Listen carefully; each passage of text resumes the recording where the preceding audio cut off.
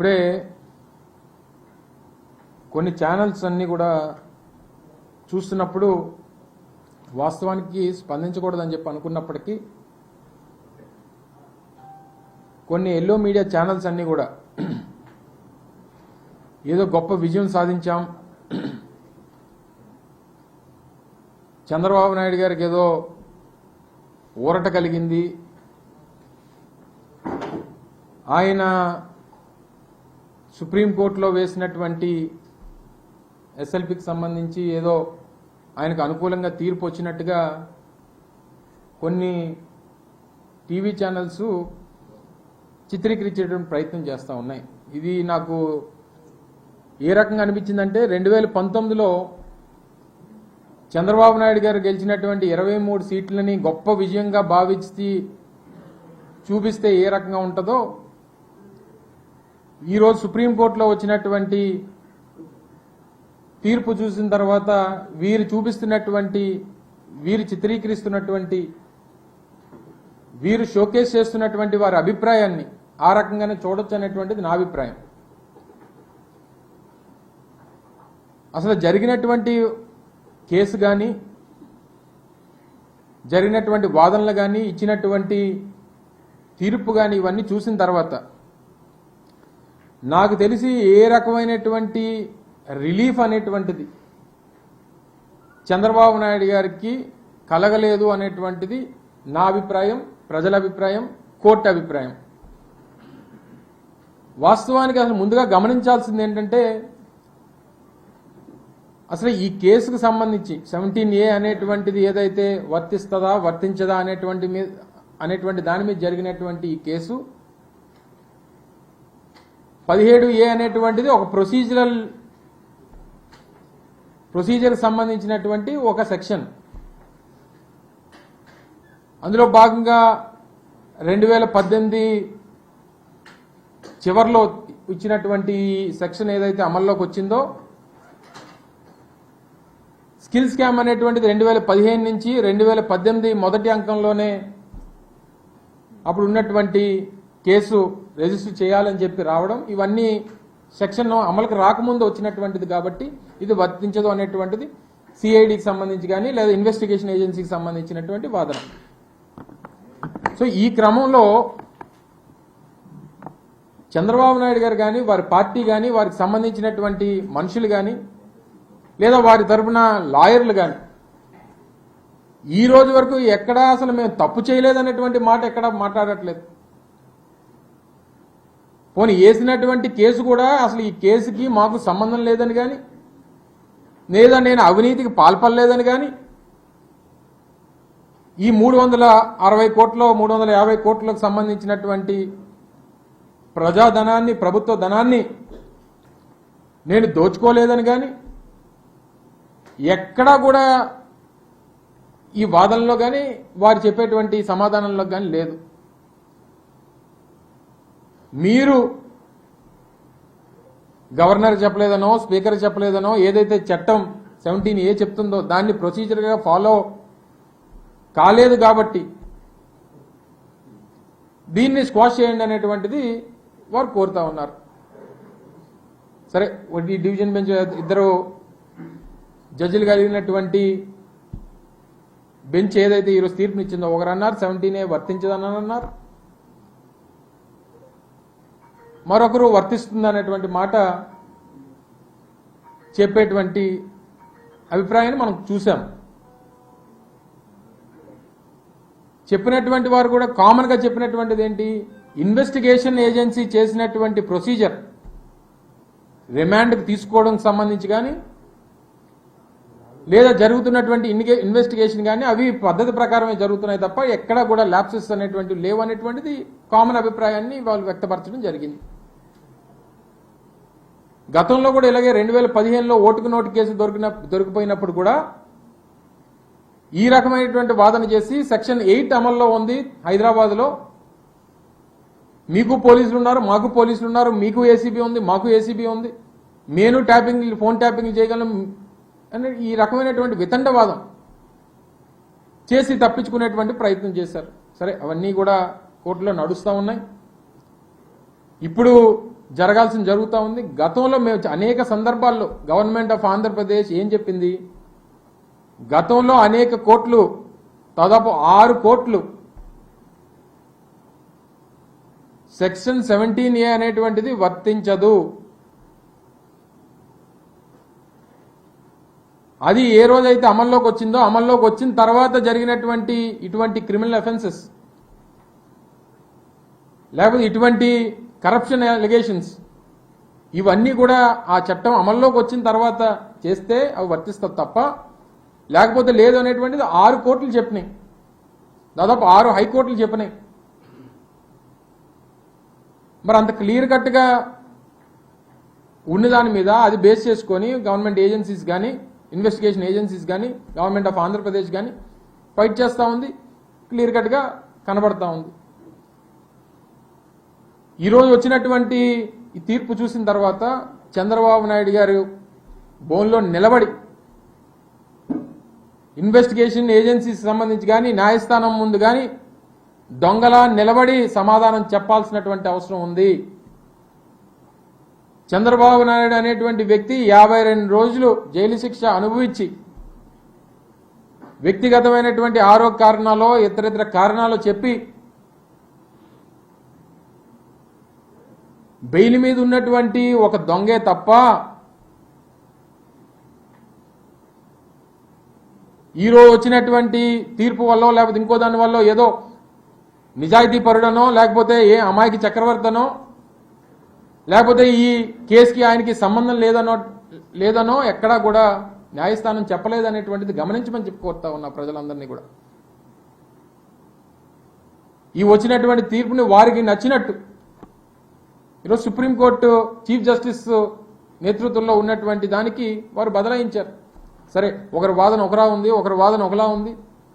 Common issues అన్నీ కూడా వాళ్ళు సమర్థించుకునేటువంటి ప్రయత్నం, ప్రభుత్వం మనం సమర్థించాం, వారు చెప్పుకునేటువంటి ప్రయత్నం చేశారు, వారు దాన్ని అంగీకరించారు. ప్రొసీజర్స్ని ఎక్కడా కూడా డిబేట్ చేయలేదనేటువంటి మాట చెప్పారు. ఈ సెక్షన్ 17A అనేటువంటిది ఇట్స్ ప్రొసీజరల్ యాక్ట్, ఒకటి ప్రొసీజరల్ యాక్ట్. అది దాన్ని చేయాలా లేదనేటువంటిది ఉన్ని దాన్ని రూల్ పొజిషన్ ప్రకారం నిర్ణయం తీసుకుంటారు. దానికి సమాధానం చెప్పడం మానేసి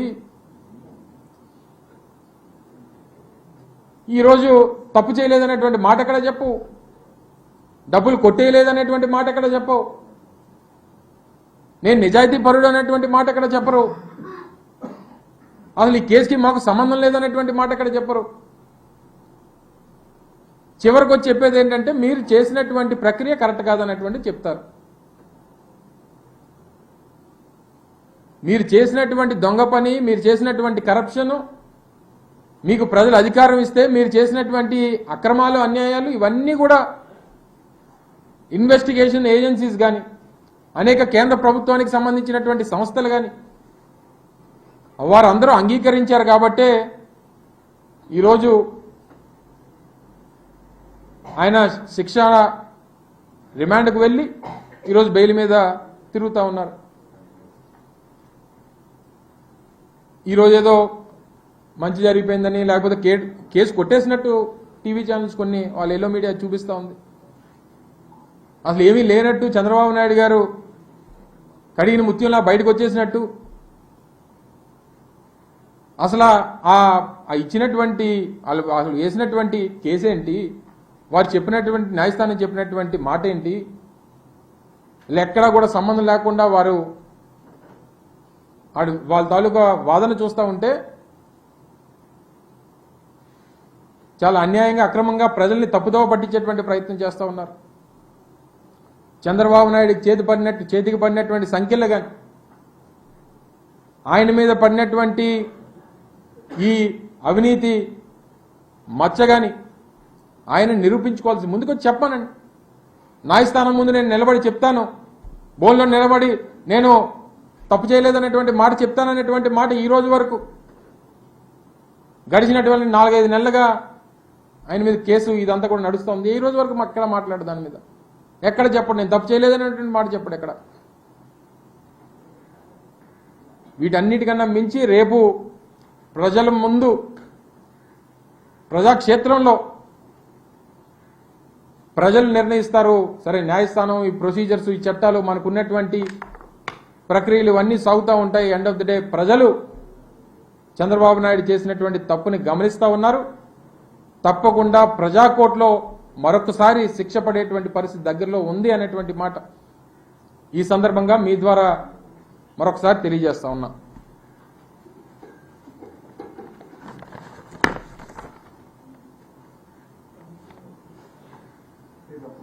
కరెక్టే అంటే రేపు ఏ ప్రభుత్వం వచ్చినా అందరి మీద క్యాబినెట్ డెసిషన్స్ అన్నిటి మీద కేసులు పెట్టే అవకాశం ఉంటుంది. ఇప్పుడు ఒకవేళ ఈ సుప్రీంకోర్టు సమర్థిస్తే భవిష్యత్తులో అన్ని ప్రభుత్వాలు ఏ ప్రభుత్వం తీసుకునే నిర్ణయాలైనా అంటే ఇప్పుడు మీరు అనేది ఏంటంటే, ఏబిఎన్ చెప్పేది ఏంటంటే, కేబినెట్ లో చేసినటువంటి నిర్ణయాన్ని చంద్రబాబు నాయుడు గారు అమలు చేశారు, సో దాన్ని మీరు తప్పుపడుతున్నారు అనేటువంటి అభిప్రాయాన్ని మీరు వ్యక్తపరుస్తున్నారు. అలా కేబినెట్ లో వారు పెట్టినటువంటి దానికి స్కిల్ స్కామ్ లో జరిగినటువంటి ప్రక్రియకి ఎక్కడ కూడా సంబంధం లేదు, టోటల్ గా డీవియేట్ చేసినటువంటి కార్యక్రమం చేశారనేటువంటిదే మేము ప్రభుత్వంలో ఉన్నటువంటి మా దగ్గర ఉన్నటువంటి రుజువులతో సహా అనేక సందర్భాల్లో చెప్పాం. స్కిల్ డెవలప్మెంట్ కార్పొరేషన్ అనేటువంటిది అలా ఆ మేధావి అయితే ఆ జనరల్ సెక్రటరీ, ఆ పార్టీ జాతీయ ప్రధాన కార్యదర్శి ఆ మేధావి అంటాడా? అసలు కార్పొరేషన్కి సంబంధించి అసలు క్యాబినెట్కి కానీ లేదా మంత్రులకు కానీ అసలు అలా ఆ ప్రొసీజరే ఉండదు. అసలు వాళ్ళ దాని ప్రకారం ప్రొసీజర్ ప్రకారం వాళ్ళ ఫైల్ కూడా రావన్నటువంటి మాట చెప్తా ఉన్నాడు. ఆయన మంత్రిగా పనిచేశాడు, 2.5 సంవత్సరాలు మంత్రిగా పనిచేశాడు ఆయన. సరే, గెలిచి మంత్రి అవ్వలేదు అనుకోండి, ఎలాగైనా సరే ఆయనకి ప్రక్రియ టోటల్గా డీవియేట్ చేసేటువంటి మాటలు చెప్తా ఉన్నాడు. సో ఈ రకమైనటువంటి తప్పుదోవ పట్టించొద్దు అనేటువంటిది మా అభిప్రాయం.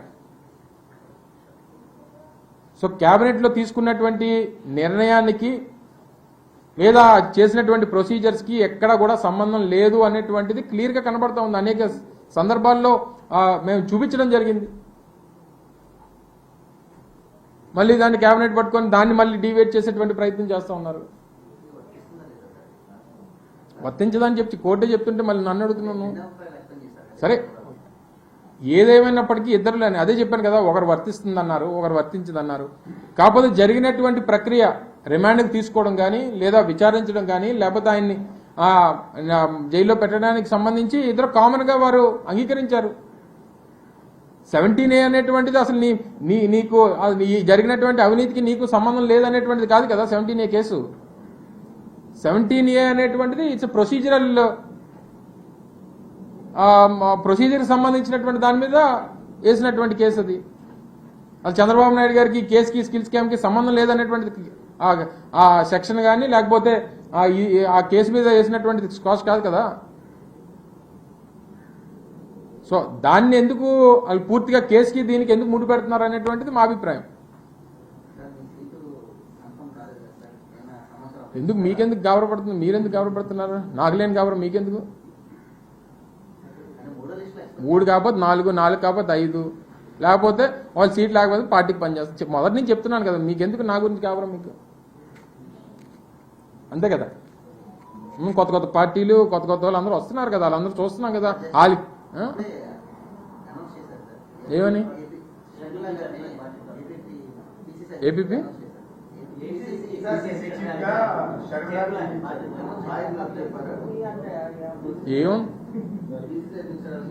ఏముందిలే, కాంగ్రెస్ పార్టీ పాత పార్టీకి కొత్త ప్రెసిడెంట్ అంతే కదా. పాత పార్టీ అది, లేని పార్టీ, రాష్ట్రంలో లేని పార్టీకి ఎవరు ప్రెసిడెంట్ అయితే మాకేంటి? వాళ్ళు రాష్ట్రంలో పార్టీ ఉందా చెప్పండి. నాకు తెలిసి మొన్న జరిగినటువంటి ఎన్నికల్లో 0.4% ఎంత వచ్చింది ఆ పార్టీకి, నోటా కంటే తక్కువ వచ్చింది. అటువంటి లేని పార్టీకి ప్రెసిడెంట్ ఉంటే ఏంటి లేకపోతే ఏంటి, దాని గురించి చర్చించుకోవడం అనవసరం నాకు తెలిసి. అయితే ఎందుకు జగన్మోహన్ రెడ్డి గారు ఇప్పుడు చంద్రబాబు నాయుడు గారు అన్నదమ్ములు ఉన్నారు, చాలా మందికి ఉన్నారు. మోడీ గారికి ఉండుంటారు నాకు తెలిసి. అందరికి ఉన్న వాళ్ళు అందరూ ప్రధానమంత్రులను లేకపోతే అందరూ రాష్ట్రపతులు అయిపోతారు కదా. మరి అలాగైతే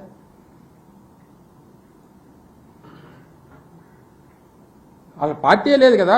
కాంగ్రెస్ పార్టీ అనేటువంటిది ఈ రాష్ట్రంలో ఆంధ్రప్రదేశ్లో కాంగ్రెస్ పార్టీకి ఓటు కానిగా సీటు సంగతి పక్కన పెట్టండి, ఓటేసిన లేడు. ఎందుకు వేయట్లేదు కాంగ్రెస్ పార్టీకి? ఈ రాష్ట్రానికి చేసినటువంటి ముఖ్యంగా ఈ రాష్ట్ర ప్రజలకు చేసినటువంటి అన్యాయం, ఒక కులానికో మతానికో ప్రాంతానికో లేదా ఒక వ్యక్తికో వర్గానికో చేసినటువంటి అన్యాయం కాదు. ఈ రాష్ట్రంలో ఉన్నటువంటి 5,30,00,000 మంది ప్రజలకి మనం కలిసి నిర్మించుకున్నటువంటి హైదరాబాద్ కానీ, కలిసి నిర్మించుకున్నటువంటి ఉమ్మడి రాష్ట్రం కానీ, అందరం కలిసి ఉండాలని చెప్పి కోరుకున్నటువంటి ప్రజలు కానీ,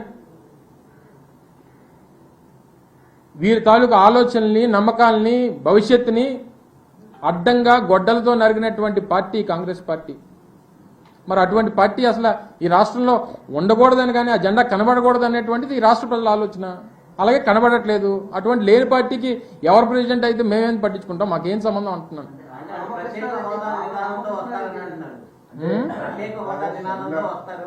అప్పుడు షర్మిల గారు వైఎస్ రాజశేఖర రెడ్డి కుమార్తెగా ఆమె ప్రభావం ఉంటుందా ఉండదా? నాకు తెలిసి అయితే 0% అని, నాకు తెలిసి అయితే 0% ఇన్ఫ్లుయెన్స్ ఉంటుంది అనేటువంటిది నా అభిప్రాయం. ఎవరు ఆల్ రామకృష్ణారెడ్డి కాకపోతే వాళ్ళ నాన్నగారిని జాయిన్ అవ్వమని నాకేం తప్పే ఉంది. ఆ పార్టీలు నేనే కాదన్నా. ప్రజాస్వామ్యం ఈ దేశం ప్రపంచంలోనే అతిపెద్ద ప్రజాస్వామ్యం కలిగినటువంటి దేశం. కొన్ని వందల వేల జాతీయ పార్టీలు, కొన్ని వందల వేల ప్రాంతీయ పార్టీలు, ఏ పార్టీలోకి ఎవరు కావాలంటే వెళ్ళొచ్చు. నువ్వు వెళ్ళి అడుగు, నీకు ఇచ్చిస్తారు సీటు. కాంగ్రెస్ పార్టీ ఇక్కడ అంత ఖాళీగా ఉంది. అది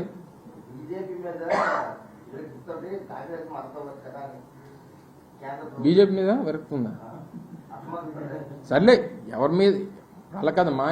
రేపు 10 మంది పోటీ చేస్తారు, 10 మందికి వేయలేవు కదా నువ్వు ఓటు. ఎవరికో ఒకరికే కదా వేయగలవు. ఓటు అనేది నువ్వు ఒకసారి నొక్కగలవు కదా బటను. ఏదన్నా ఎవరి అభిప్రాయాలకు ఉండొచ్చు, నేను కాదనట్లా. ప్రతి రాజకీయ పార్టీకి నేనేదో ఈ రాష్ట్రంలో నేనే ముఖ్యమంత్రిని అవుతానని కానీ, ఈ రాష్ట్ర భవిష్యత్తు నా రాజకీయ పార్టీ ద్వారా అవుతుందనేటువంటి నమ్మకం ప్రతి ఒక్కరికి ఉండొచ్చు. కానీ ఎవరు మంచి చేయగలరు, ఎవరు ప్రజలకి మేలు చేయగలరు అనేటువంటిది ప్రజలు గమనిస్తారు కదా. అసలు ఆ పార్టీకి సంబంధించి అసలు లేని పార్టీ గురించి ఎంతసేపు మాట్లాడుకోవడం నాకు తెలియక అడుగుతాను. నిన్నటి వరకు ఇంకొక ఆయన ఉన్నారు, ఈరోజు కొత్త వాళ్ళు వచ్చారు. అంతే తేడా. ఏం తేడా పడుతుందో నాకు తెలుసు.